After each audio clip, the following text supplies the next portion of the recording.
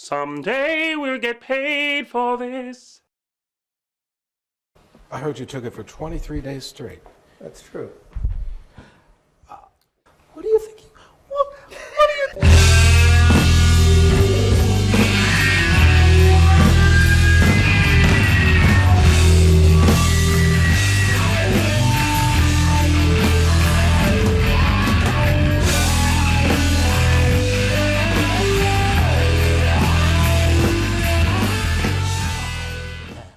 There still exists LSD today, but can you imagine what it was like back in the 1960s to take LSD in its purest form? But attractive to the eye and soothing to the smell. As opposed to today, when I assume what's on that blotter paper is something more akin to fabric cleaner or something. You know, I don't know what it is. Yeah, well, that's the problem, really. I mean, you know, at least if you had run into this guy Bear, you'd know sort of that he had a reputation for knowing what he was doing. And that's about as good as it gets, unless you want to go to, you know, the drug manufacturers. Bear. Bear aspirin. Well, yeah, there's Bear and Bear. Well, that's weird. Bear. Bear Bin. Was a person? Yeah, he was a sound guy for the Grateful Dead. Oh, yes, no. Grateful Dead. Yes. Psychedelphia. Was there ever a psychedelphia when you were here? Was there a psychedelic Yeah, scene? Sansom Village. The what's that? Sansom Village.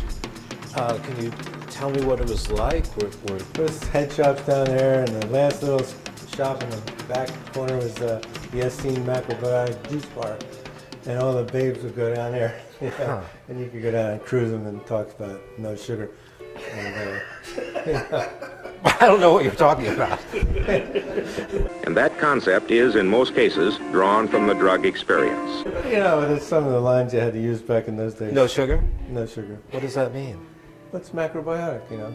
Oh. So if you want to go get a high, you don't need to take LSD, just eat ice cream, and it gives you the same rush. Without sugar? If you don't eat sugar for about a year. Yeah, it's complicated. Yeah, it is. But what we're saying is like people think of Philadelphia as the first thing they think of is a soft pretzel smashed into a cheesesteak with the Philadelphia fanatic throwing up in his own bedroom. But it was different then, right? Please say it was. Oh, yeah, that Okay. was Schmitz. Open wide and say, ah! At some point you went to the West Coast, is that right, Henry? Yeah, I got an offer to... What drew you there? Well, originally it was the hog farm from Woodstock. I met them at Woodstock, and I wanted to go see them. What is the hog farm? It's a collective of people who are looking for an alternate way to Grow hogs? associate. Grow hogs.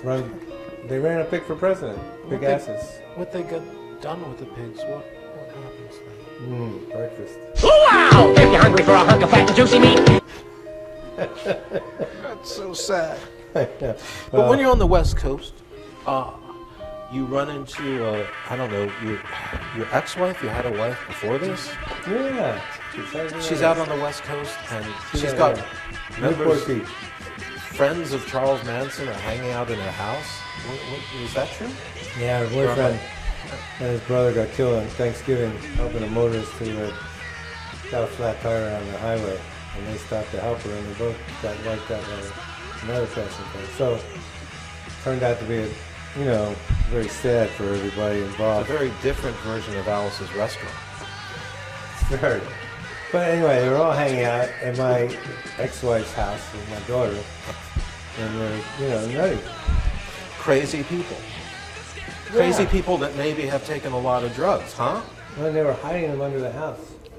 Oh, So man. did you manage to rid your fair ex-wife of these terrible venal souls? Oh yeah, one by one. How'd you do that? Well, sometimes I traded him stuff. I had a crystal. Barter. Dodecahedron. I finally got rid of this guy. A what? A crystal dodecahedron. I could hang it in the window and That sounds like a doo-wop song. dodecahedron. Well, Harry, whatever Harry. works for you. You know, I'm for you there. And at a certain point, I assume in this general vicinity, you made your way. You got a call. Or you were going out to Altamont to see the Rolling Stones free concert at Altamont Speedway. They needed somebody to fill in, and you were Johnny on the spot. Sort of, yeah. Actually. And who was in charge of electricity at the Altamont? Chipmunk, actually. Chipmunk? Yeah. Was there that Owsley fellow was there? No, he was there because the Grateful Dead offered their sound system for the event. So he was in charge of their sound system? Right. Just be cool down the front and don't push around. Where do you think things went wrong there? Oh, well, I'll tell you, it started out pretty nice, but I think things went wrong from the planning stages. However, you want to look at something that's graphic. Everything was cool until about 10 o'clock when the San Jose chapter of the Hells Angels came, and they had been stripped of their colors, and they weren't supposed to be there. They came anyway, and they were drunk when they got there at 10 a.m.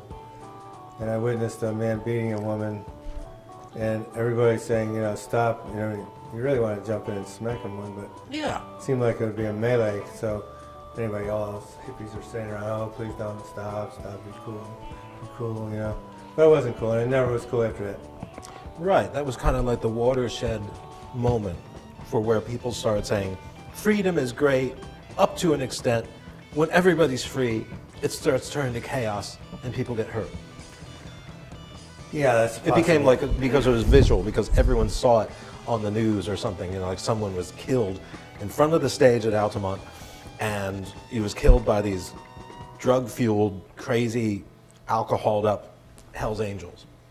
Yeah, and there seems to be quite a bit of evidence that they actually saved somebody on stage from getting shot. Right.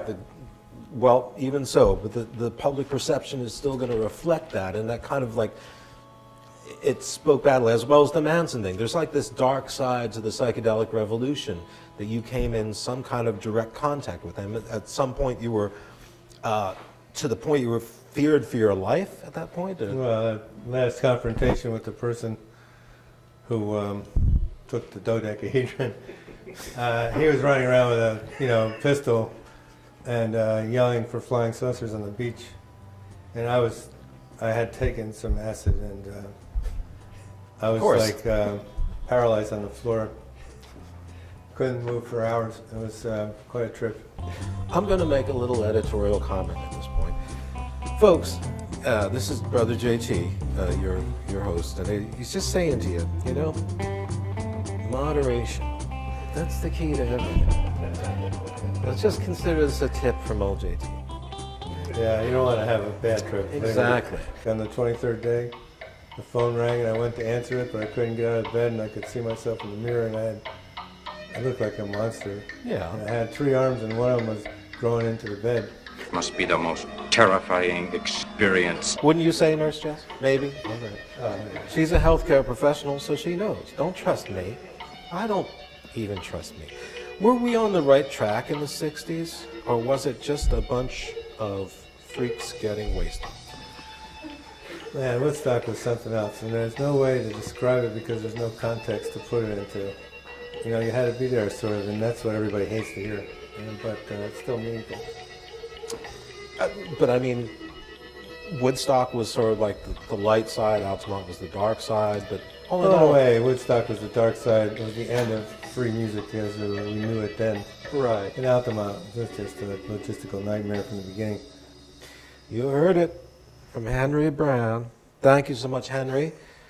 I think what he's trying to say there is that, as I said before, too much is too much. Let it go a little bit. Take it easy. Moderation, everything. There can be too much reality television, too. Cheers. And thank you, Christos Kresa. Thank you, Nurse Jess. And thank you for being whatever the heck you are. And we'll be back at some later date. It's been fun. Rock on, reggae woman.